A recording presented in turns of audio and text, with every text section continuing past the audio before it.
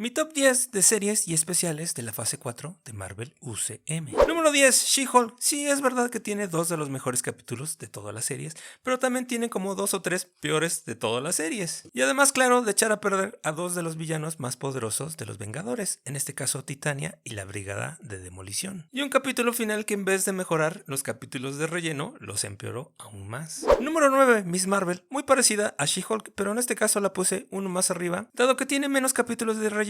Empeoraron unos villanos de tercera de los cómics de Conan el Bárbaro, y además que tiene mejores personajes secundarios y además nos dieron de manera oficial a los mutantes. Número 8, Falcon y el Soldado del Invierno, la cual pudo haber estado bastante mejor de lo que fue, pero desafortunadamente para ellos la historia era que los Flag Smashers liberaran un virus peligroso para el mundo, pero obviamente como esto se veía de bastante mal gusto por el momento que estaba viviendo todo el planeta, decidieron cambiarlo a última hora, lo que vino a echar a perder a los villanos y hizo que las historias se sintieran un poco más largas y tediosas. Número 7, What If, que básicamente si todos los capítulos hubieran sido como el capítulo del Doctor Strange, hubiera sido la mejor serie del UCM. Pero desafortunadamente hubo algunos buenos, pero otros no tanto. Número 6, Ojo de Halcón, una serie sencillita y normal, pero bastante consistente, que nos presentó a héroes y villanos callejeros, además del Nueva York de Marvel, el cual la verdad ya lo tenían bastante olvidado. Número 5, el especial de Navidad de los Guardianes de la Galaxia, el cual realiza un buen homenaje a los especiales de Navidad de los 70s y los 80s, y de paso también le da a sus personajes un buen desarrollo para la siguiente película. Número 4, Werewolf by Night, el cual brinda un gran homenaje a las películas de los 50s y 60s de terror, además de presentarnos a monstruos de Marvel Comics por fin en el UCM. Número 3, Moon Knight o Caballero Luna, que para mí es de las raras ocasiones donde está mejor adaptado en el UCM que en los cómics. Lo único que le faltó es que no se sintió muy integrado al UCM. Número 2, WandaVision, la cual se sentía una serie perfecta hasta el último capítulo, que realmente fue lo único que le falló. Y número 1, Loki, la serie más homogénea, mejor actuada y con mejor guión de todas las series, y además también la más importante sobre todo para el futuro del UCM, dado que al parecer tendrá importancia en las películas de Quantumania, la dinastía de Kang, las guerras secretas y hasta inclusive, según dicen los rumores, en Deadpool 3. Bueno, ese es mi top. ¿Cuál es el tuyo? Te leo en los comentarios. Gracias por el apoyo. Bye.